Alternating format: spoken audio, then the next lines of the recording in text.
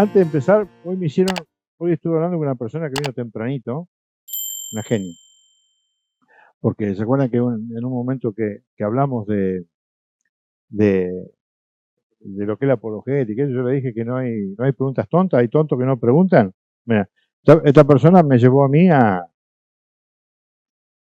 ¿cuánto estamos? 8 años atrás, cuando yo empecé apologética, yo empecé en julio del 2017, sin saber absolutamente nada, y ya en agosto quería dejar. Y yo no tenía la posibilidad de que tienen ustedes de venir a un lugar, preguntar, acercarse, etcétera, etcétera, que le pasen el material, que paso el material. No, no, no, nada de eso. Yo me tuve que arreglar con un sacerdote venezolano, Padre Luis Toro, que es nuestro amigo, gracias a Dios, que ha iniciado todo este tema de la apologética y también que le hace a la iglesia. Y bueno, imagínense, no me quedaba nada. Ahí está mi esposa que da fe, pobrecita, 8 horas todos los días estudiando, 5 de la mañana viendo videos, qué sé yo, qué sé cuánto, y bueno, me ponía a pensar y no me quedaba nada, nada. Digo, pero qué duro, qué cabeza hueca que soy. Sí, está bien, bueno, porque vos estás queriendo estudiarlo. Y la apologética no se estudia. La apologética, ya van a ver cómo es el método. Es un método donde Dios te va dando un don. Ese don es alimentado por el entendimiento que lo da ¿quién? El Espíritu Santo. Y ahí vamos. Y en un día, va a pasar un día, yo le tuve por dejar 10.000 veces. Pero fíjense cómo es la historia. Estuve por dejar 10.000 veces, pero lo cierto es que empecé en julio y en marzo del 2018, o sea, ¿cuánto? ¿8 meses? Ya estaba haciendo esto que estoy haciendo. O sea que eso es un fenómeno. No, no me acordaba nada, pero el Espíritu Santo hace maravilla y a la persona que tiene el entusiasmo y el entendimiento de que la palabra de Dios es útil para la salvación de las almas, el Espíritu Santo ¿qué hace? ¿Qué te da? Te da sus dones. Te da sus dones. ¿Y a quién se lo da? Al que se lo pide. Entonces acá ustedes tienen dos opciones. O les va a pasar eso y van a dejar de venir, que va a pasar, porque es así. O entienden esto y le dan el tiempo necesario a Dios para que pueda ir regalándole los dones del Espíritu Santo, para que ustedes puedan dar razón de su esperanza, que eso es lo que hacemos nosotros, que es la apologética. ¿Está? Yo sé que este primer mes es medio denso porque, bueno, no hemos visto algunas cuestiones, pero son todas de introducción. Pero sin estas cuestiones de introducción no podemos ni empezar. Por eso que es muy importante el encuentro que vamos a hacer el sábado, porque en el sábado vamos a volcar todo lo que parece que no sabemos nada de este mes, que no es así, ya se van a dar cuenta, vamos a volcar todo eso en trabajos grupales pequeños, ¿sí? Donde le van a dar sentido a lo que han escuchado. Y después va a haber otra partecita donde vamos a ver un tema, ¿para qué? Para poder poner todo lo que hemos vivido en este mes, más todo lo que hemos aprendido, más todo lo que vamos a escuchar de Dios el sábado, lo vamos a llevar a nuestra vida. Y ahí está la papa. Ahí está todo. Si nosotros podemos llevar todo esto a nuestra vida, estamos bárbaros. Si nosotros vamos a llevar todo lo que vamos a aprender para juzgar al otro que no lo hace, estamos en el horno. No, no. Esto es para el crecimiento espiritual de uno. ¿Por qué? Porque dice Santo Tomás que para la fe es necesario un testigo. Sin testigo no hay fe. ¿Y qué es un testigo? Alguien que ve lo que vos has cambiado. Alguien que ve que vos estás viviendo una vida cristiana como lo pide Jesús.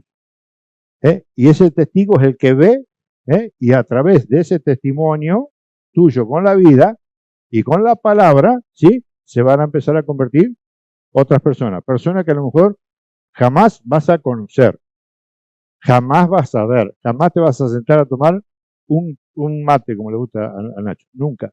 Y sin embargo, esas personas se van a convertir por lo que vos les habrás aportado.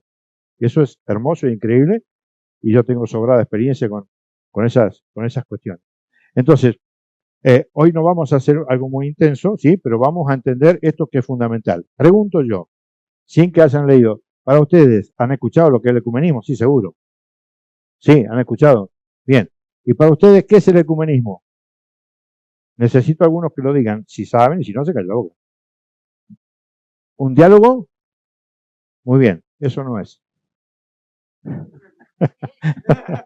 Muy bien, eso no es. Bueno, a ver otro que haya escuchado. ¿No han escuchado que el ecumenismo es poder hablar con todo el mundo, si es católico y si es protestante y sea, y hablar de lo que nos une sin tener en cuenta lo que nos separa? ¿No han escuchado eso? Claro, pero tampoco es, tampoco es, tampoco es. ¿Quién es el que es? Ahora sí empezamos.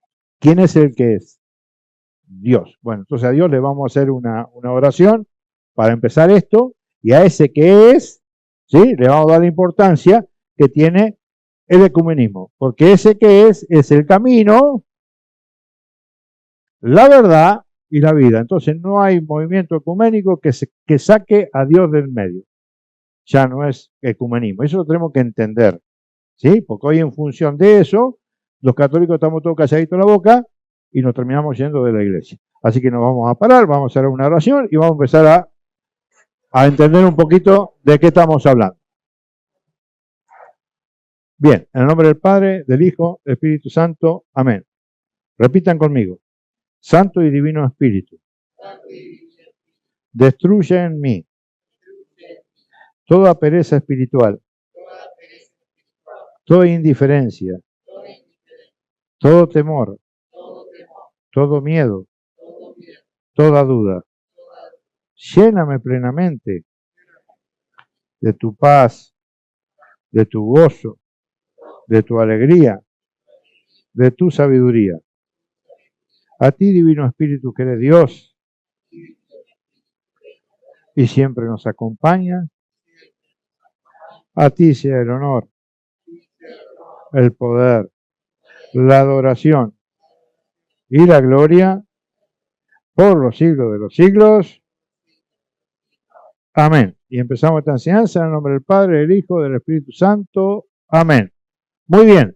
Bueno, el ecumenismo, ¿sí? Acá está la definición, ¿sí? Vamos a ir estudiándolo un poquitito. Dice que la búsqueda de ¿qué? De la unidad de los cristianos. El ecumenismo es eso. El ecumenismo es lograr, ¿sí? A lo largo del tiempo, ¿qué? La unidad de los cristianos. Vamos a hacer un poquito de historia. Unidad que se rompió ¿cuándo? En el año 1517, cuando un monje agustino, Martín Lutero, se separa de la Iglesia Católica y hace un cisma importantísimo para la época, donde separa a los cristianos, que están los luteranos en aquel momento, y la Iglesia Católica, que es la misma Iglesia Católica a la cual nosotros pertenecemos siempre. ¿Sí? La cosa que hubo un cisma ahí. Y a partir de ese cisma se fueron subdividiendo cientos y miles de veces, ¿sí? Hasta las sectas que hoy vemos por todos lados, ¿no? Pero eso viene por el lado de ¿quién? De Lutero. Entonces, ¿qué ocurre? La iglesia tiene la obligación. Ustedes van a ver que el protestantismo no quiere unirse con los católicos. No quiere. Nadie quiere unirse con los católicos. ¿Sí? ¿Por qué? Porque nos ven como enemigos.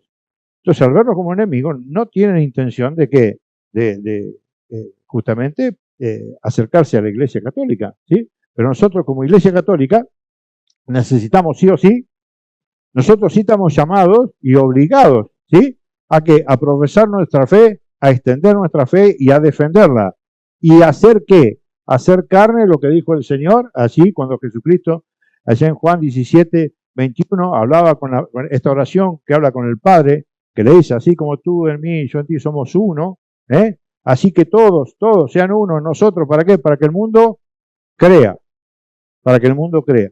Entonces, hay un problema, la Iglesia Católica tiene una misión, y esa misión, ¿cuál es? La de la unidad, la de la unidad. Entonces hay un gran problema. Esa unidad no puede estar fundamentada y sustentada en el hecho de llevarnos bien. Eso es otra cuestión totalmente humana y que no tiene ningún tipo de profundidad de nada. ¿Sí? Porque si ustedes saben bien que donde hay dos personas, hay uno o más conflictos, ¿o no? Entonces, bueno, entonces nosotros tenemos que ver lo siguiente, que justamente este ecumenismo, que buscar la unidad de los cristianos, ¿sí? Tiene que estar fundamentada en la verdad. ¿Y la verdad cuál es? Cristo. Y acá tenemos un gran problema. ¿Por qué? Porque Cristo esa verdad, ¿sí?, la confió a una iglesia, que eso es lo que vimos en el primer encuentro. ¿Se acuerdan? En el numeral 84, el 85, el 86, el 95, el 81, el 82. Léanlo, después lo tienen para leerlo. ¿Por qué? Porque Dios dejó ese depósito de fe, ¿a dónde? A la Iglesia Católica, que es la única que puede interpretar la Escritura, no los católicos. La Iglesia interpreta por nosotros la Escritura. Nosotros no tenemos que interpretar absolutamente nada. ¿Estamos hasta ahí? Eso es importantísimo. Por supuesto que no estoy hablando de aquello que el Espíritu Santo nos inspira a leer una lectura o lo que fuera, de llevarlo a nuestra vida, a ver qué nos quiere decir el Señor, para dónde nos quiere, para dónde nos quiere llevar, qué nos quiere enseñar, qué nos quiere mostrar. Es otra historia. Acá estamos hablando de doctrina, de fe y moral. ¿Sí? Eso ya, ese depósito de fe lo tiene la Iglesia y es la que lleva adelante justamente esa verdad. Entonces, ¿cuál es el problema? Aquí, que justamente esta unidad de los cristianos, que está fundamentada en la verdad, necesita una herramienta. ¿Y cuál es la herramienta? El diálogo. Pero no es un diálogo, ya lo vamos a leer un poquito más adelante, no es un diálogo vacío. Tiene que ser un diálogo que esté fundamentado sobre algo. ¿Y qué es ese algo? La verdad. La verdad. No podemos llevarnos bien con alguien, ¿sí?, si no está la verdad al medio. Porque si no, es una generación de conflictos permanentes. Entonces, yo no puedo estar con él bien si le digo todo lo que él quiere, si lo conozco tan a la perfección que sé cómo quiere que le ponga la cucharita para que no se enoje, porque, ¿me entienden? Eso no es ecumenismo. El ecumenismo es aceptar que la verdad que es Cristo y que tiene la Iglesia. ¿Sí? Por eso que nosotros los católicos, desgraciadamente, en vez de presentar esa verdad al mundo, pasame el próximo, en vez de presentar esa verdad al mundo, lo que hacemos ecumenismo falso, que es hablar con todo el mundo, llevarnos bien y olvidarnos de qué, de la verdad. Olvidarnos de la verdad. Y cuidado con eso, porque el Señor dijo, aquel que me desconoce, aquel que se hace el tonto, por decirlo así, en la vida, y me deja pasar, yo también voy a actuar de la misma manera a la hora que le toque. Entonces, no podemos poner a Cristo como prenda de negociación para llevarse bien con nadie. ¿Ok? Bien. Eso que ustedes están viendo ahí, todo puede parecer así, si yo te lo planteo como voy, bueno, eso es la idea, esta es la idea de este hombre que presenta esta situación. Bueno, pero eso que estamos hablando está escrito en Unitatis Redintegratio. Unidad, reingresar, la unidad, unir a todos los cristianos en una sola iglesia. Este es un documento del Concilio Vaticano II, de ahora, hace muy poquito, 70 años. ¿Sí? Y este documento, yo saqué algunos escritos, lo pueden buscar, Unitatis Reintegratio, lo buscan y tienen todo. Pero yo le saqué lo más jugoso para que se entienda. Fíjense lo que dice Unitatis Reintegratio. Dice, promover la restauración de la unidad entre todos los cristianos es uno de los fines principales que se ha propuesto el Sacrosanto Concilio Vaticano II. Miren, acá hay una cosa muy importante. En todos los concilios de la Iglesia, siempre se anatematizó. ¿Qué era anatematizar? Era corregir, condenar las herejías que había por fuera de la Iglesia. En este concilio no se quiso anatematizar nada. ¿Para qué? Para darle lugar justamente al ecumenismo. El problema es que con el tiempo, en vez de que el ecumenismo se realice como lo vamos a leer y como se lo estamos explicando, hoy hay un popurrí donde todo es bueno, donde hay muchos Cristos, hay muchas iglesias, hay muchos bautismos, hay muchas fes y todo es lo mismo. Pero el problema es que allá en Efesios 4:4 nos dice el Señor que hay una sola iglesia, un solo cuerpo, una sola fe, un solo bautismo, un solo espíritu. Y está en concordancia con esto, porque fíjense, promover la restauración de la unidad entre todos los cristianos es uno de los fines principales que se ha propuesto Concilio Vaticano II. Y escuchen esto, porque esto es fundamental. Hoy ustedes van a escuchar que el católico dice, pero ¿por qué nosotros los católicos nos creemos que tenemos la verdad? Y no sé, habría que preguntarle a Jesús, porque Jesús quiso dejarle al católico el depósito íntegro de la fe. Y eso está en la Escritura, eso lo vamos a ver a partir del próximo encuentro, que vamos a empezar a ver por qué la Iglesia es una, santa, católica y apostólica. Lo cierto es que la misma Iglesia católica define esto. Por eso que esto es muy importante que lo entendemos, porque la Iglesia dice lo que los católicos no decimos. La Iglesia dice que una, es la Iglesia fundada por Cristo Señor, o sea que hay una sola Iglesia. ¿Estamos hasta ahí o no? Esto es magisterial, esto es magisterio de la Iglesia, esto se cree sí o sí. Entonces dice que una es la Iglesia fundada por Cristo Señor. Y escuchen ahora, dice, aun cuando son muchas las comuniones, iglesia, lo mismo, cristianas, que se presentan a los hombres como la herencia de Jesucristo. ¿Qué te está diciendo? Que el cristianismo es una cosa y el cristianismo católico es otra. Es algo diferente, por más que todos seamos cristianos. Por eso que la apologética, como vimos en el primer encuentro, la apologética no solamente tiene que ser cristiana, tiene que ser cristiana católica. Porque es distinta a la apologética. Yo tengo que hacer apologética católica ¿contra quién? Contra un apologeta cristiano que sea de una denominación X, la que sea. Entonces, iglesia hay una, por Cristo, fundada por Cristo. Hay miles, pero fundada por Cristo hay una. Y hay muchas ofertas para llegar a Cristo. Hay muchas ofertas. Pero bueno, ¿para qué está el ecumenismo? Justamente el ecumenismo está para que podamos, ¿qué? Para que podamos, ¿qué? A través de un diálogo donde se pone la verdad, ¿sí? Llegar a ¿qué? A la unidad. Un trípode. Diálogo, la herramienta, la unidad, el objetivo, la verdad, el fundamento. ¿Sí? Si no, es una sopa de letras. Bien. Seguimos. No, esperen un segundito. Acá hay una cosa que es muy importante, pero muy importante. Y acá tiene que ver con lo que dijiste, Nacho, hoy al principio, cuando vos hablaste de diálogo interreligioso. El diálogo interreligioso no es ecumenismo. No es ecumenismo. El ecumenismo se hace, escuchen, miren, en el ecumenismo participan ¿quién? Los que invocan al Dios Trino, el Padre, Hijo y Espíritu Santo. El diálogo interreligioso, que tanto lo escuchan, que parece muy bonito, es un diálogo y punto. Es para decir, bueno, está bien, somos criaturas de Dios, fantástico, podemos charlar algunos temas, pero sin mezclar la doctrina. ¿Por qué? Porque justamente ellos no invocan al Dios Trino. ¿Por qué? Porque el diálogo interreligioso se hace ¿con quién? Con los judíos, con los musulmanes, con los testigos de Jehová, con los mormones, con los adventistas. Ninguno de ellos profesa al Dios Trino. El ecumenismo se hace ¿con quién? Con los que profesan el Dios Trino, que ahora lo vamos a ver. Sigue. Que acá está muy claro, para que lo vean. El ecumenismo busca la unidad entre los cristianos y debe usarse con las iglesias históricas. O sea, ¿cuál es la iglesia histórica? ¿Cuáles son las iglesias históricas? Las que se separaron en forma directa de la iglesia católica.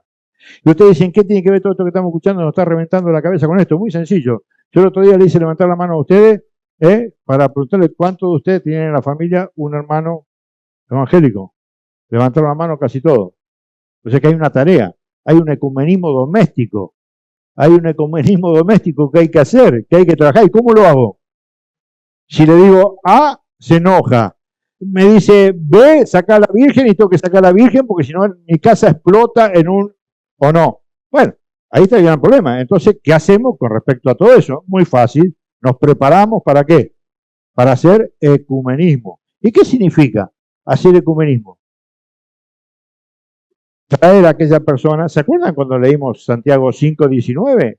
¿Se acuerdan cuando leímos Santiago 5:19, el último encuentro?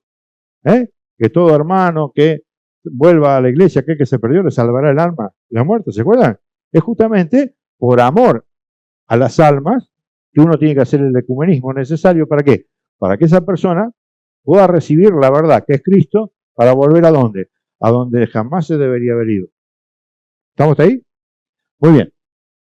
Entonces, ¿con quién se hace la apologética? Miren, perfecto. Con los ortodoxos, ¿sí? Después vamos a ver toda esta historia un poquito más adelante, cuando veamos la historia de la iglesia y eso, veremos de dónde, esto sale del año 1054, se separa la iglesia, ¿eh? La romana de Constantinopla y se arma, aparecen los ortodoxos. Los anglicanos, que la iglesia eh, en Gran Bretaña, ¿sí? Los ingleses, la mayoría son, no todos, pero la mayoría son anglicanos, de ahí llega la evangelización a Estados Unidos, ¿sí? Los luteranos, y bueno, etcétera, calvinistas, reformados, bautistas, y bueno, todos ellos. Y acá está el problema, y acá está el problema. Pero dice, pero existen ciertos grupos protestantes, los que les contaba recién, como los testigos de Jehová, los mormones, unicitarios, adventistas, etcétera, que son proselitistas y fuertemente anticatólicos. O sea, yo me puedo sentar tranquilamente para hablar con un ortodoxo y vamos a hablar de la salvación y vamos a disentir en algunas pequeñas cosas que las podemos, a través de la apologética, dilucidar perfectamente. Pero hay grupos que son estos, donde es muy difícil hablar. ¿Por qué? Porque lo único que quieren es la destrucción de la Iglesia Católica. ¿Sí? Por eso que hay que estar bien formado. Y se convierten también porque el Señor es maravilloso. Lo que uno no puede hacer, el Señor lo hace. Así que hay que tener ese ánimo para aprender, para después poder no renunciar de Cristo, sino hablar de Cristo con total soltura y con convicción. Dice, con ellos, escuchen, lo único que sirve es la apologética. Porque ¿qué hace un protestante? Muy sencillo. Gloria al Señor, aleluya. ¿Cuántos dicen amén? Porque yo soy el pastor Carlito, ¿cómo les va? ¿Qué tal? ¿Qué dice usted? Hablan con los católicos y el católico dice, no, pero a la vieja mía, mi mamá. ¿Me puede mostrar dónde lo dice? Chao. Se acabó el católico, no hay más. ¿Alguno de ustedes puede saber dónde, justificar dónde María es nuestra madre? ¿Acá? Una me hizo así. Muy bien. Bueno, una ya es importante. Empezamos con uno. Ya vamos a llegar al resto. Ya vamos a llegar al resto. Tranquilo. No se desesperen, que hay que tener paciencia. Lo cierto es que con el hecho de la utilización de la escritura nos matan, porque nosotros de Biblia no sabemos nada. Y la apologética es justamente aprender lo que creemos con la escritura. Y cuando pase eso, que va a pasar, si tienen paciencia, no se desesperan y estudian, se van a llevar unas satisfacciones enormes, enormes. Porque se van a sentir que son útiles para Dios, a pesar de que somos unos inútiles. Pero Dios se va a valer de nosotros para grandes cosas. ¿Está? Pero acá dice una cosa que es importante, ¿sí? Dice que incluso con los ortodoxos, los anglicanos, los luteranos, también es necesario, ¿sí? la apologética para poder dilucidar cuestiones de fe. ¿Sí? ¿Por qué? Porque una cosa es el magisterio, que es muy importante, pero el magisterio de la Iglesia Católica se nutre de la Escritura. Se nutre de la Escritura. Todo lo que está en el magisterio, todo lo que está en la tradición de la Iglesia, lo van a encontrar ¿dónde? En la Escritura. Bueno, y como el demonio es muy astuto, ¿sí? A Lutero lo primero que le metió en la cabecita era que cualquiera puede interpretar la Escritura por cuenta propia. Entonces, imagínense, acá somos 40, 35, no sé, y bueno, si yo les hago interpretar un texto, yo les puedo asegurar que todos me dicen una cosa distinta. Eso pasa en el protestantismo de hoy fuera de la iglesia. La iglesia la interpreta la escritura perfectamente y de una manera que todos deberíamos creer que es lo mismo. Sin embargo, en el protestantismo hay una interpretación con cada una de la gente que hay. Por eso que tenés 130.000 iglesias diferentes, porque cuando uno empieza a estudiar un poquito la palabra, le pintó, qué sé yo, se abrió una iglesia y se acabó. ¿Me entienden cuál es el problema? Y eso es muy serio, Bueno, sigamos. Vamos con la próxima. Miren, acá esto es muy importante, porque vamos a encontrar el meollo de la cuestión. ¿Cómo hacemos para todos unirnos? No es unirnos porque nos invitaron y vamos como un asado. No, escuche. Dice, todo finalmente, o sea, todo se supone que cuando hay un proceso ecuménico, ¿qué se necesita? Gente que quiera unirse. O sea, bueno, está bien, estamos separados. Bueno, sentemos en una mesa, empecemos a hablar, empecemos a poner nuestras diferencias y a partir de ahí, ¿qué órgano utilizamos para saber dónde está la verdad? Perfecto, la Biblia, listo, ponemos la Biblia al medio, cada uno con su Biblia y ahí empezamos ¿a qué? A dialogar, ¿sí? Y mire cómo dice esto, Unitate Reintegración 4.4. Todos, finalmente, después de hacer ese trabajo, todos examinan su fidelidad a la voluntad de Cristo con relación a la iglesia. Por eso que si ustedes, miren, si ustedes dentro de 2 meses entienden lo que es la iglesia, yo me doy por hecho, no vengan más. Porque no es lo que se necesita. Es lo que se necesita. Lo único que se necesita es saber que estamos en la iglesia de Cristo y no hay otra. No hay otra. Cualquier iglesia que ustedes vayan a buscar, ponga. ¿Quién fundó los pentecostales? Carlos Palán en el año 1904. ¿Quién fundó los testigos? Charles Russell en el año 1950. Tiene un fundador, tiene nombre, apellido, ADN, número de documento, etcétera, etcétera. La iglesia de Cristo no tiene nada de nada. Tiene el yo soy, Cristo, Dios. ¿Entienden esto? ¿Sí? Entonces, fíjense, cuando hay ecumenismo, la persona esa tiene que buscar la verdad. ¿Y la verdad dónde la encuentra? En la iglesia. Porque por simple razonamiento se va a dar cuenta que ella no puede tener la verdad. Porque su mente es la mente de un individuo que fue creado. Nosotros hemos sido creados. ¿Por quién? Por Dios. Entonces, ¿cómo se nos ocurre a nosotros querer entender a Dios? Es imposible. ¿Se dan cuenta de la proposición que les hago? ¿Cómo el hombre puede entender a Dios? La mente del hombre no puede entender nunca a Dios. Por eso que Dios, cuando se va al Padre y está con los discípulos, dice, pero ¿y ahora qué hacemos? ¿Te va? Sí, ¿nosotros qué hacemos? No, tranquilito. Tranquilito, ¿por qué? Porque yo les dejo a ustedes ¿qué? La tercera persona de la Santísima Trinidad, el Espíritu Santo. Y dice, el Espíritu de la verdad. Le dice así, eso está en Juan 16:3. El Espíritu de la verdad, el que les va a revelar toda la verdad absoluta. ¿Me entienden? Pero ¿a quién revela? ¿A quién revela el Espíritu Santo? A nosotros nos puede dar una orientación en la vida, etcétera, etcétera, pero en cuestiones de fe, a la iglesia. Para eso están el Papa, para eso están los cardenales, el Consejo Cardenalicio, y para eso están los concilios ecuménicos de una forma u otra, donde sale lo que el católico tiene que creer. Porque todos debemos creer lo mismo, y hoy no creemos lo mismo. Hoy no creemos lo mismo. Y ese es el gran problema. Por eso que necesitamos también de este proceso ecuménico interno, que es lo que estamos haciendo nosotros ahora. Entender lo que creemos. ¿Sí? Bien. Miren. Entonces, una vez que se examina lo que se habló, lo que se consensuó, lo que se discutió, en relación a la iglesia, ¿sí? De Cristo, como es debido, se emprenden animosos la obra de renovación y de reforma que conducen al bien de la equidad, de la verdad, de la concordia y de la colaboración, del amor fraterno y de la unión. Muchas palabras bonitas, en definitiva, de la unión. ¿Sí? Para que, escuchen, esto es central, acá está todo. Para que poco a poco, por esta vía, ¿la de qué vía? ¿Cuál es la vía del ecumenismo? ¿Cuál es la herramienta? ¿Cuál es la vía? No, es el diálogo.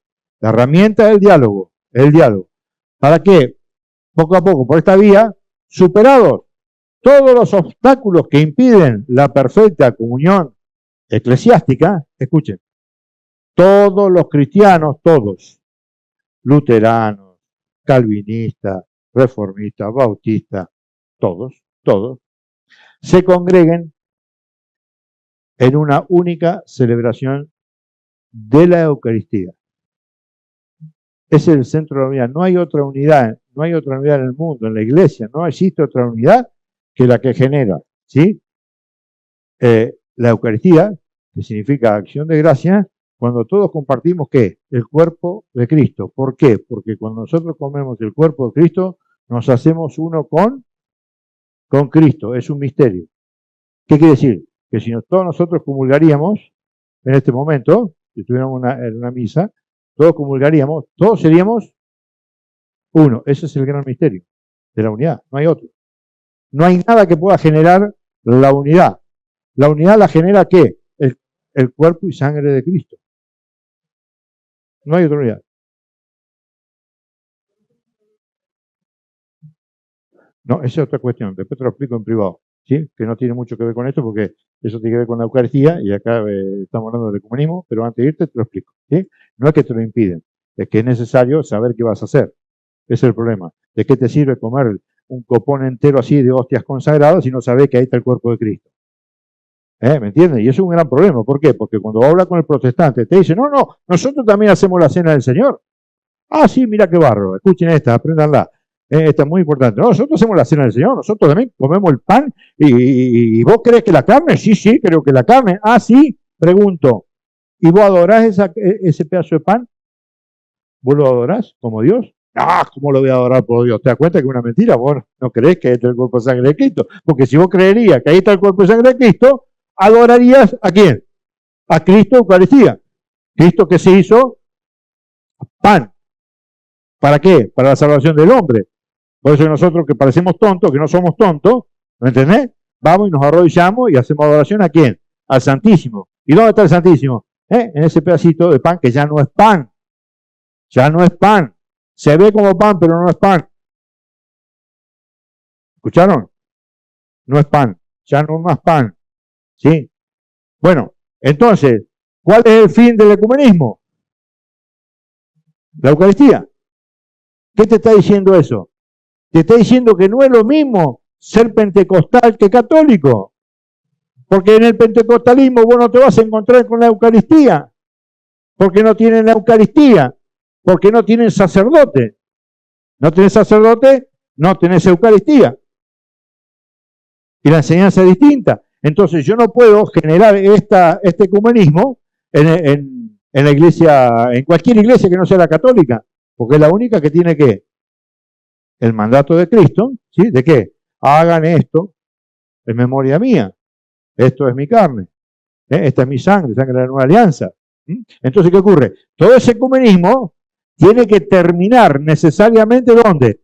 En la celebración eucarística. Y acá tenemos un ejemplo que ustedes por ahí no lo conocen, pero allá tenemos a Darío, que le da pentecostal, se convirtió y ahí lo tiene, un muy buen católico. Ayudando a la iglesia, ayudando en esto, ayudando en obra de caridad, una belleza. O sea que esto es real, se puede hacer tranquilamente. Necesitas una sola cosa, buscar la verdad, nada más. Tenemos allá otro hermano, bautista también, ex bautista, ¿me entendés? O sea, es muy fácil, ¿por qué? Porque el ecumenismo te lleva, ahora lo vamos a ver, a la conversión. No hay ecumenismo sin conversión, chicos. No hay ecumenismo sin conversión. Entonces, una vez sentados en una mesa, poner el diálogo al medio, con la verdad que en la escritura, hacer apologética como corresponde y después cada uno tiene que decidir. Dios no obliga.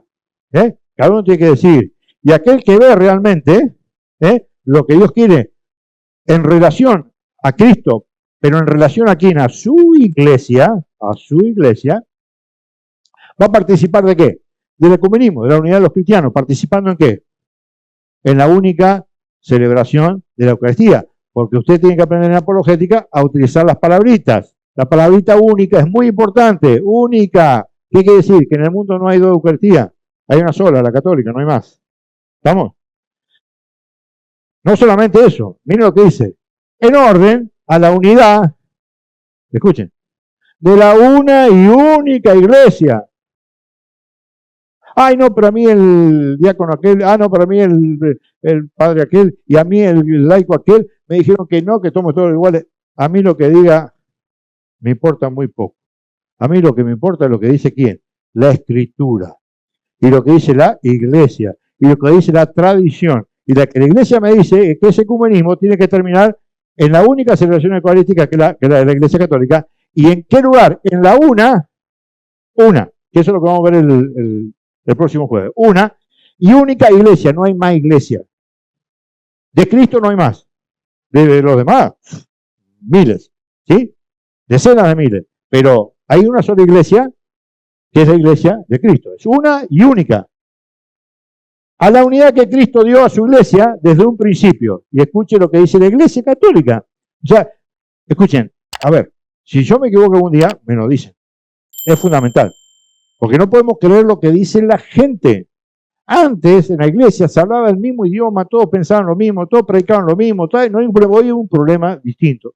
Hoy cada uno, porque nos hemos protestantizado y queremos entender la escritura cada uno a su manera, y eso ha generado que haya muchas interpretaciones diferentes de cosas que no deberíamos nosotros los católicos tener ningún tipo de duda. ¿Sí? Entonces, es muy importante entender esto, que la Iglesia dice que hay una Eucaristía, que hay una única Iglesia católica, y una sola Iglesia, y que esa Iglesia, dice, cree que subsiste indefectiblemente en la Iglesia católica de los siglos. Punto. No hay más. Entonces, ya con lo que hemos visto, ya podemos entender que esto de que todos somos lo mismo, que todo es lo mismo igual, que el amor, que no sé qué, no sé cuánto, es una gran mentira moderna. Que a lo único que nos lleva es que mañana nos hacemos protestantes. ¿Ustedes se creen que la iglesia es vacía? ¿Por qué ocurre? ¿Por qué te creen que la iglesia está vacía? Porque este ecumenismo, en vez de ser real, ¿sí? Es un falso ecumenismo donde la gente, en vez de poder traer a los cristianos, o no cristianos, o ateos, lo que fuera, a la iglesia a encontrarse con Cristo, nos vamos nosotros a encontrarnos con otro, que no es Cristo. A buen entendedor, poca palabra.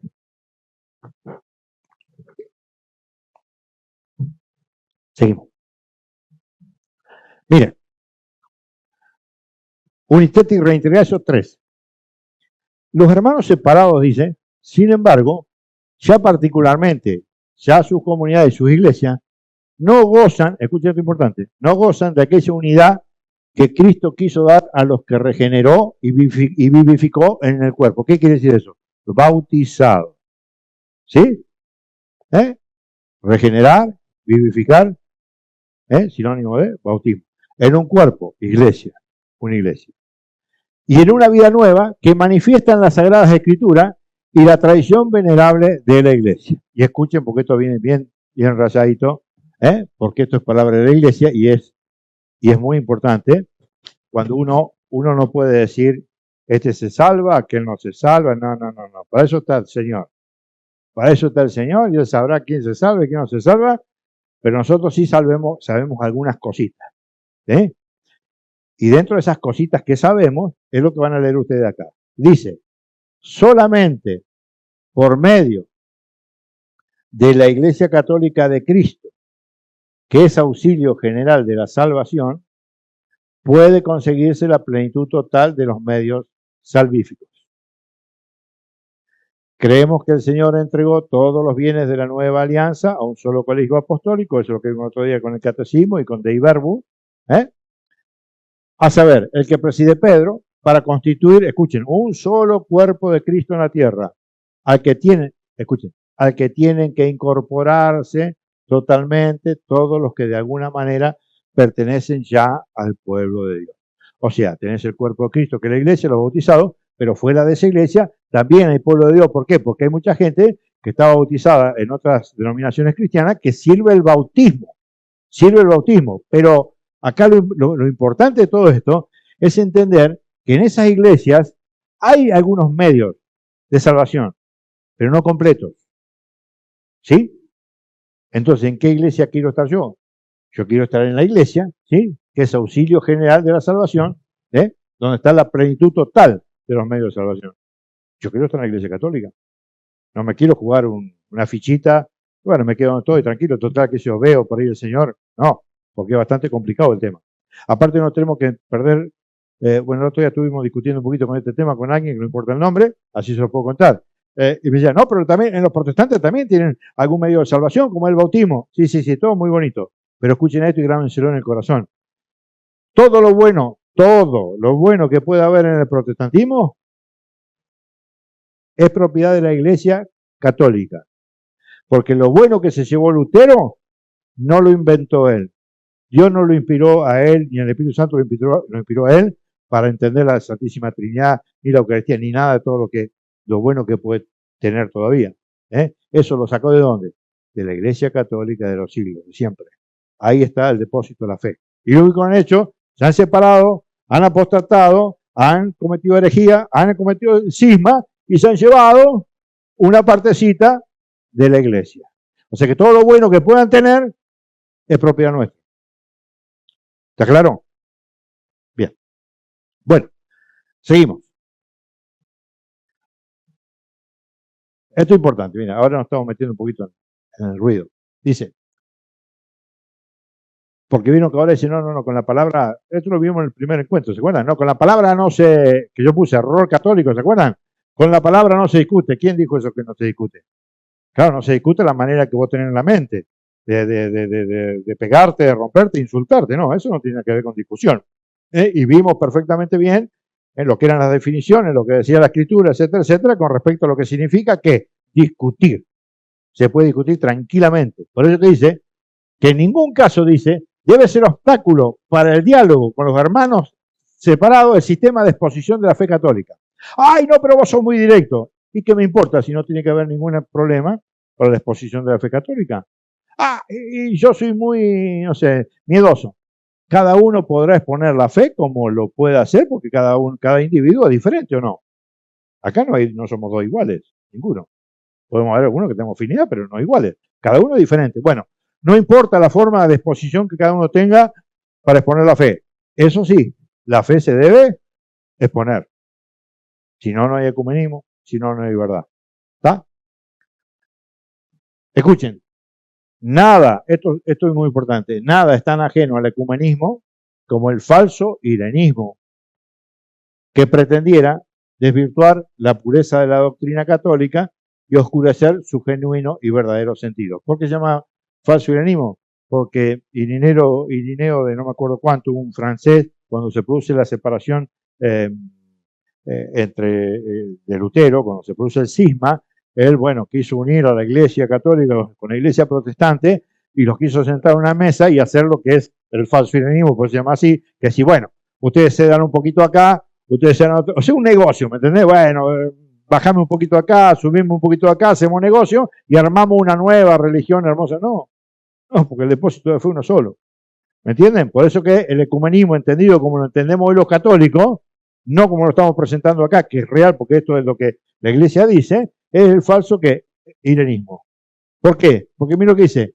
Dice, ¿desvirtúa qué? La pureza. Cuando vos sacás la verdad del diálogo, ¿qué desvirtúa? La doctrina. Tu doctrina se diluye. ¿Me entienden?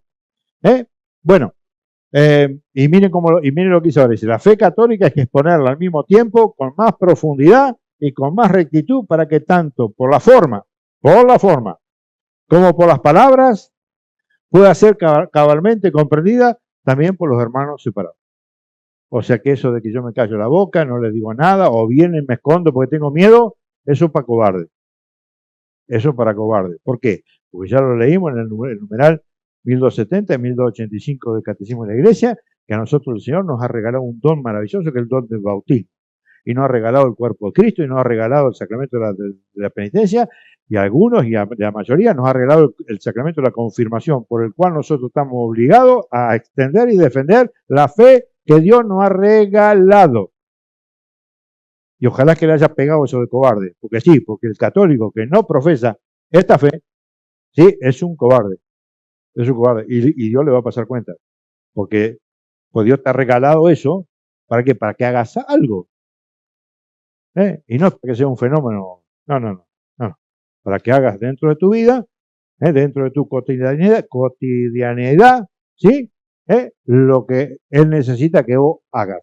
¿Y qué es lo que Él necesita? Que vos pongas presente a quién, al Cristo de la Iglesia Católica en la vida de las personas. El Cristo que salva a través del perdón de los pecados. El Cristo que salva a través de qué? De la comunión. Todo aquel que coma mi cuerpo, beba mi sangre, tiene vida eterna y yo lo resucitaré el último día. El que no coma mi cuerpo ni beba mi sangre no tiene vida en él. Juan 6, 53 en adelante. Es clarísimo. ¿Qué interpretación le vamos a dar a eso? La interpretación literal como corresponde. Y no hay más. Bueno, seguimos. Bueno, lo que vimos recién es lo que dice el Concilio Vaticano II con respecto al ecumenismo. Ha habido un gran problema después de ese concilio, porque con el tema este de que no sé, que el espíritu del concilio dice, bueno, lo que pasa es que el espíritu del concilio dice lo que no dice el concilio. Y yo me quedo con lo que dice el concilio, porque eso es la verdad. Lo que el Espíritu Santo inspiró a esos cardenales reunidos para que salga a la luz y para que todo cristiano crea, que es esto que estamos viendo. ¿Sí? Hoy hay una cosa distinta, que hay que, yo peleo contra eso porque te lleva a licuar la fe personal de cada uno. Y les tomé dos partecitas de una encíclica de Juan Pablo II, Ut unum sim, que todos sean uno, eso significa el latín, en el punto 18, miren lo que dice, y es muy claro, y después tengo ahí un escrito que hice para leérselo, como para terminar, y miren lo que dice, basándose en una idea, porque fíjense cómo lo pone en contexto Juan Pablo II, ¿por qué? Juan 23, ¿quién fue? Fue el Papa que abrió, ¿quién? El Concilio Vaticano II.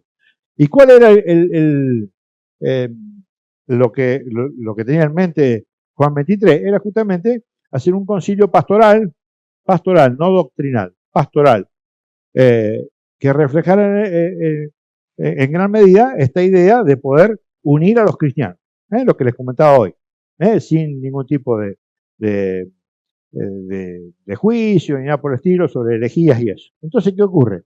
Miren, mira cómo toma esa formación, cómo lo toma Juan Pablo II y dice en el punto 18, textual, basándose en una idea que el mismo Papa Juan XXIII había expresado en la apertura del concilio, el decreto sobre el ecumenismo, hablando de qué, de unidad y reintegración, lo que vimos recién,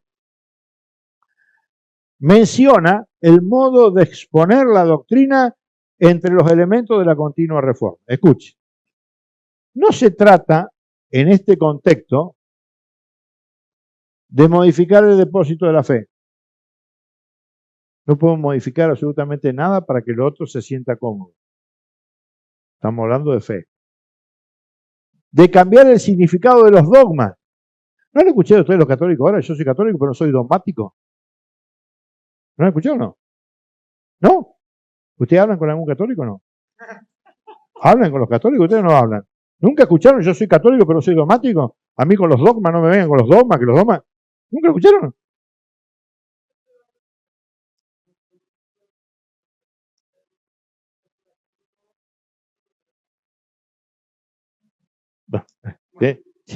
Tiene un gran problema ese hombre. Bueno, tiene un gran problema. Después me lo mostrará. Bueno, entonces fíjense que es importante esto porque dice, no se trata el ecumenismo de cambiar el significado de los dogmas. ¿Y qué son los dogmas? Lo vimos el otro día también, en el primer encuentro. ¿Se acuerdan? Eso creo que está en el número 86 del Catecismo, donde habla que los dogmas son como luces que iluminan el caminar del católico hacia la salvación. ¿Sí? Miren, por los dogmas católicos sabemos que Dios es trino. Concilio de Nicea, año 325, si no fuera por ese concilio, estaríamos creyendo que Dios, no sé, como que era un hombre y nada más. Por el concilio en Calcedonia, también el de Nicea, sabemos que María es virgen, que María es madre. ¿Me entienden? Por los dogmas sabemos que María es inmaculada, que María fue asunta al cielo. Y sabemos todo lo que es doctrina católica, todo lo sabemos a través de dos dogmas que han definido que la Iglesia a través de 2 años. O sea, no hay ningún católico que no puede ser dogmático. No existe un católico que no es dogmático. Porque vos decís, ¿y qué crees? Y la Santísima Trinidad, ¿y qué es la Santísima Trinidad? Un dogma. Me está tomando el pelo. ¿Me entienden cómo es? Bueno, por eso que dice acá San Juan Pablo II. Dice San Juan Pablo II que no se puede poner en la mesa de negociación nada del depósito de la fe que tiene la Iglesia. Nada de ningún dogma. Por ejemplo, que una de las cosas que nos separan con los ortodoxos, que salieron de la Iglesia Católica y son los que más afinidad tienen con la Iglesia, ellos no creen en la Asunción de María. No creen en el purgatorio, no creen en dogmas de fe, que son dogmas de fe. ¿O no han escuchado hoy que el católico dice que no existe el infierno? No me digan que no escucharon eso porque me voy. Bueno, ¿saben una cosa? Y no lo dicen los de abajo, altas esferas. ¿Y saben qué? La existencia del infierno es dogma de fe. Y aquel que no cree un dogma de fe es hereje. y se puede condenar si lo hace público. O sea, no son pavadas, no son pavadas, es la fe nuestra la que tenemos que creer. Miren, entonces, no se trata, entonces, el ecumenismo de qué, de poner en la mesa de negociación ni nada del depósito de fe, de lo que creemos, ni los dogmas. Escuchen, de suprimir en ellos palabras esenciales. Y escuchen, esto es muy común. De adaptar la verdad a los gustos de la época. ¿Saben qué me dijeron a mí? Ay, Carlos, ¿por qué usas esa Biblia de Jerusalén? ¿Por qué no usas la Biblia del pueblo de Dios? ¿Y por qué debería usar la Biblia del pueblo de Dios si yo estoy usando una Biblia de estudio, que es muy buena? Porque ahí dice vosotros y la gente no entiende. Ay, mamita querida. Porque dice vosotros. Debería decir nosotros. Llega más a la gente. Ustedes me entienden, ¿no? ¿Me entienden la pavada que estamos hablando? Bueno, perfecto. Bueno, de adaptar la verdad a los gustos de la época. Y les voy a decir una cosa muy importante. Nosotros hacemos apologética acá. Hoy después, si quieren, Fabiana compró, tiene el contacto, que ya se los pasé, donde compró la Biblia de Jerusalén. Es una Biblia muy, muy buena para estudio, ¿sí? Después se pueden juntar si quieren para que le hagan precio y eso. Pero es muy importante, ¿por qué? Porque, por ejemplo, con la Biblia del pueblo de Dios, que la Biblia, que inclusive es la que es el leccionario que se lee en la misa, sale de esa Biblia, pero yo con esa Biblia dos cosas no puedo, varias, pero hay dos que son muy importantes. Primera, no puedo demostrar que Jesús cuando nació era Dios. Ya lo van a aprender, se la voy a dejar picando. No pueden demostrar con esa Biblia que Jesús era Dios. Y segundo, no podemos demostrar con esa Biblia de que María no tuvo relaciones con José después del nacimiento de Jesús.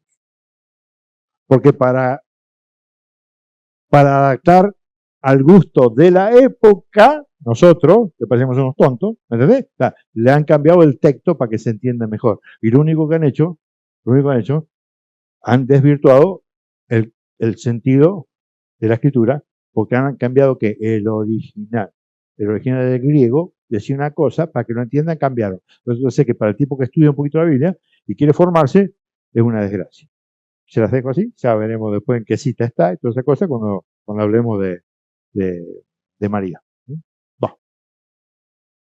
Entonces, no se trata entonces de suprimir palabras, dice, palabras esenciales, el ejemplo que le estoy dando, de adaptar la verdad a los gustos de la época, de quitar ciertos artículos del credo con el falso pretexto de que ya no son comprensibles hoy, todo lo que le acabo de decir recién. La unidad querida por Dios solo se puede realizar en la adhesión, escuchen, en la adhesión común al contenido íntegro de la fe revelada. En materia de fe, escuchen, en materia de fe, una solución de compromiso está en contradicción con Dios, que es la verdad. ¿Creo o no creo? No se cree un poquito. Yo creo, pero, no, pero. ¿Se acuerdan del pero? Lo primero que empezamos. Pero eso no me gusta, yo creo en esto, creo aquello. Bueno, entonces vos tenés tu propio Dios, tenés tu propia creencia, hiciste tu propia fe y ahí andás por la vida. ¿Sí? Dame, vamos al otro. Y ahora vamos a ver Dignitate Humanae, que esto es de Juan Pablo VI, ¿sí? Posterior al Concilio Vaticano II, como lo que vimos recién. Y esto es muy, muy importante. Miren lo que dice. La Declaración Conciliar sobre la Libertad Religiosa atribuye a la dignidad humana la búsqueda de la verdad. O sea que es un atributo de la dignidad humana buscar la verdad. ¿Por qué? Porque nosotros estamos hechos, ¿por qué? Por cuerpo y alma. Y el alma no es nuestra. El alma nos lo ha dado Dios. Por eso que el hombre busca a Dios en forma permanente. Y el perro no. Porque el perro no tiene alma. ¿Me entienden cuál es la diferencia? Entonces el hombre tiene la obligación, por ser criatura de Dios, de buscar a Dios de una forma u otra. ¿Sí? Y cuando buscas a Dios, ¿qué buscas? La verdad. ¿Sí? Sobre todo, escuchen, en lo que se refiere a Dios y a su iglesia.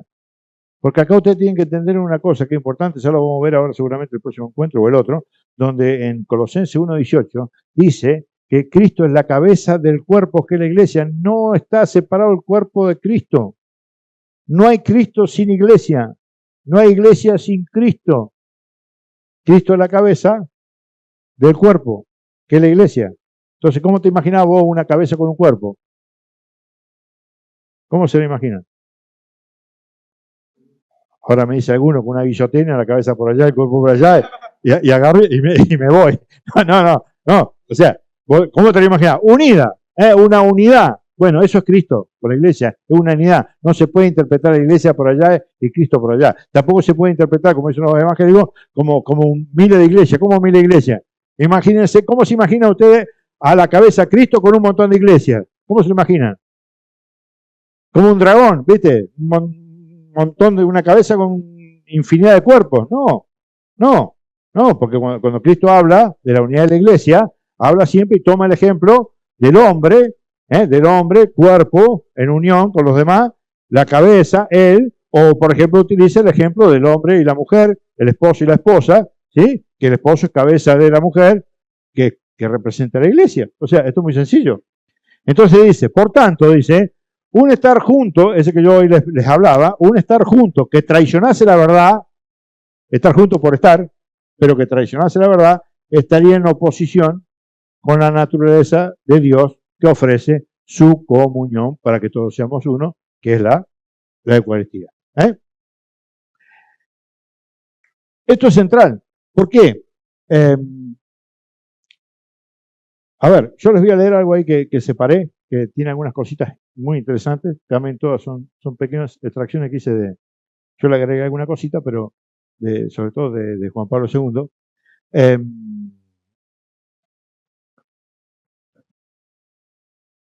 Esto que está en mayúscula es muy importante, se lo voy a repetir porque mira lo que dice. Un estar juntos, ¿sí? Que traicionase la verdad.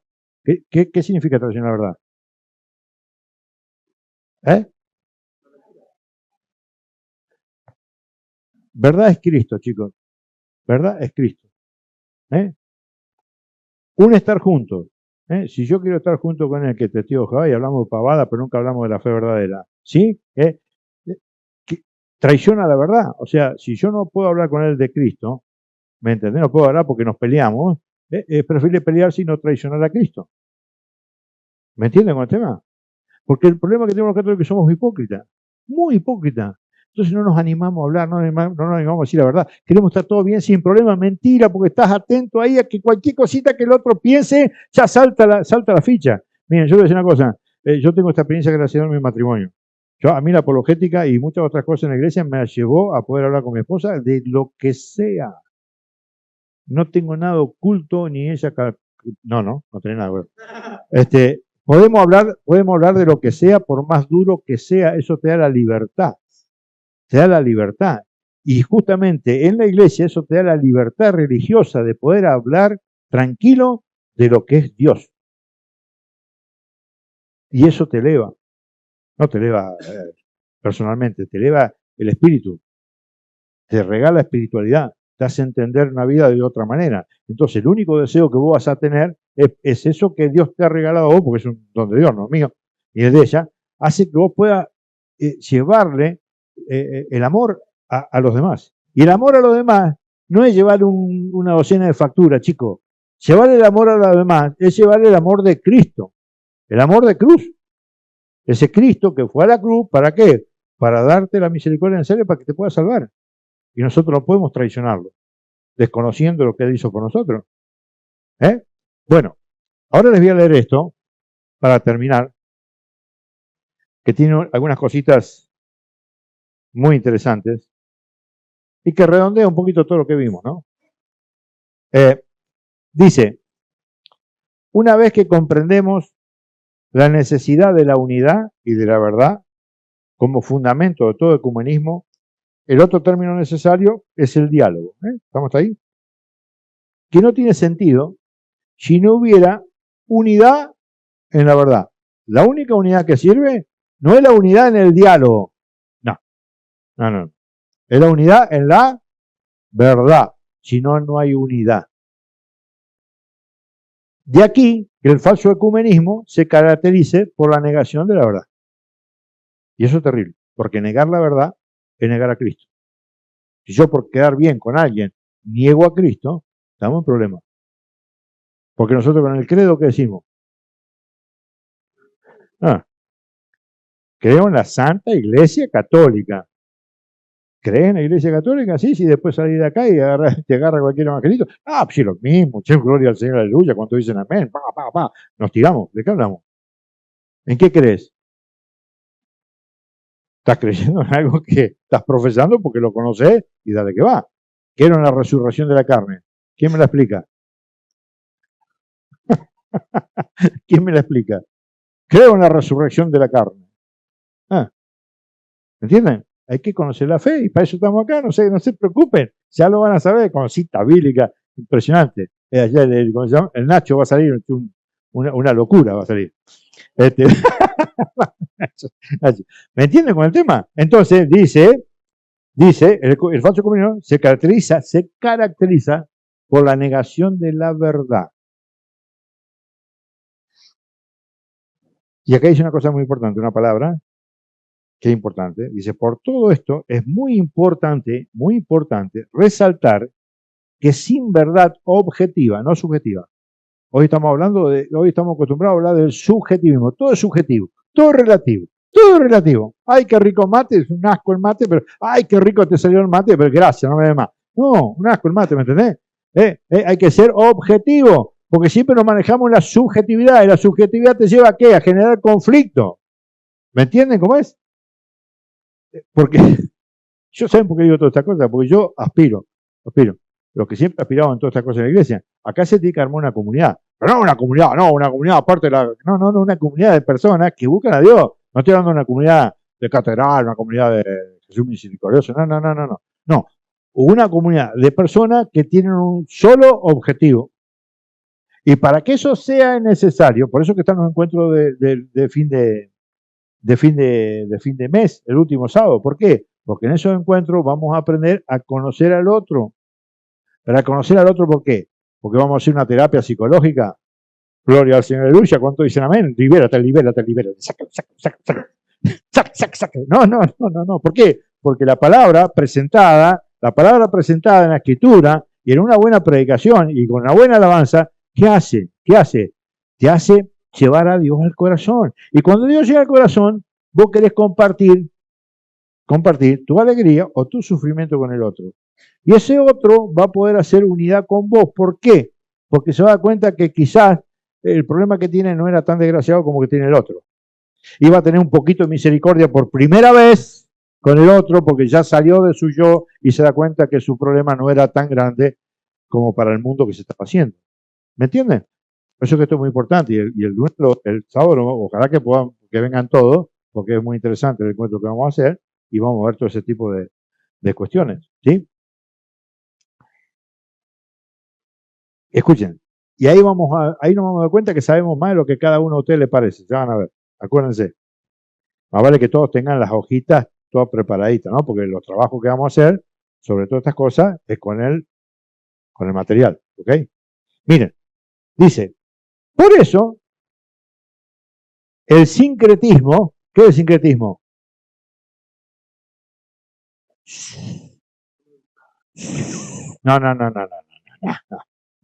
No, Román.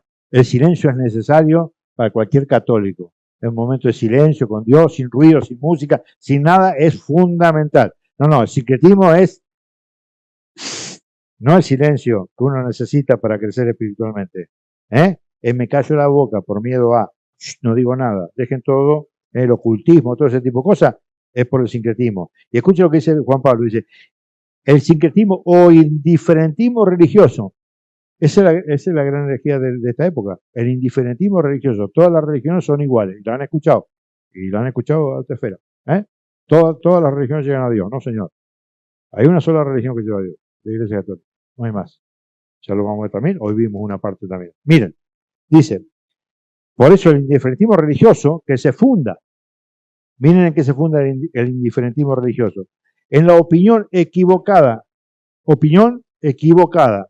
de que todas las religiones son, con poca diferencia, buenas y laudables, acaban rechazando la verdadera religión y oponiéndose al ecumenismo. Acá la solución del mundo es unirse todos en una sola Eucaristía, en una sola iglesia. No llevarnos bien entre todos como unos tontos. Obviamente que uno como cristiano tiene que llevarse bien con todo el mundo. Sí, está bien. Pero la verdad, acá.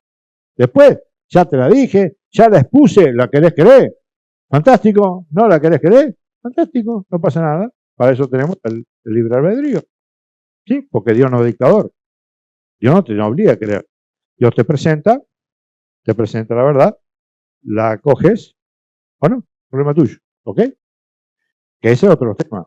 Métanse en la cabeza que hacer apologética no es agarrar a un tipo, sentarlo ahí y tener que creer. No. Es poner la verdad con amor y respeto. Y después cada uno decide, ¿ok? Bueno, escuchen, esto es muy importante. Una falta grave de un falso ecumenismo es ocultar los temas esenciales que podrían dificultar o incluso hacer imposible el diálogo. Si los temas que hay que charlar para hacer ecumenismo hacen imposible el diálogo, pues no se dialogará. Porque el diálogo no es el fin del ecumenismo. El diálogo es la herramienta. Entonces, si no quieren utilizar la herramienta del diálogo, y no se dialogará y no habrá ecumenismo. Así de sencillo. ¿Ok? Por eso dice San Juan Pablo II, escuchen, esto es terrible.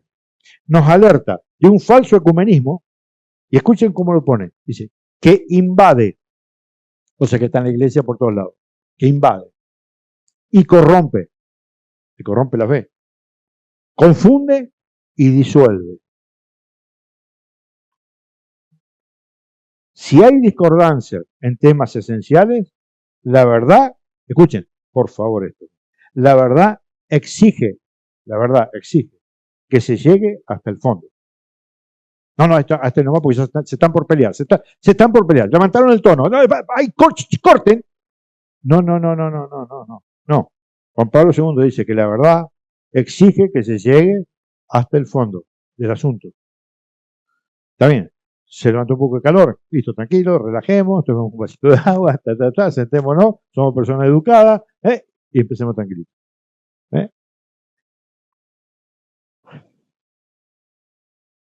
Y con eso yo creo que podemos terminar por hoy. Pero le voy a regalar esto. Dice, bueno, lo que le estaba explicando, ¿no? Que el diálogo es un método, una herramienta. Dice, es una manifestación, escuchen, del ecumenismo, ¿no? Dice, es una manifestación vigorosa, dinámica y alegre del Evangelio. Y escuchen ahora, que se les grabe, no una conversación hipócrita y aparentemente interminable. Por eso que hablar con los hermanos separados hay que aprender. Porque cuando vos, por ejemplo, hablas con un hermano separado, y con esto termino, ellos no creen en los santos. No creen en los santos. Y cuando vos le explicaste a los santos, sí, pero María intercede. Y te llevan para allá. Y cuando termina con María intercede, pero María no está en el cielo. Pero María no está en el cielo. Es un discutir interminablemente. Nunca vas a poder, por eso que cuando se habla con un hermano separado, se organiza la charla de una manera que sea, a ver, ¿de qué querés hablar? Y vamos a hablar solamente sobre eso. ¿Querés hablar de los santos? Vamos con los santos. ¿Querés hablar de la Virgen de María? Vamos con la Virgen de María. Porque si no, es interminable.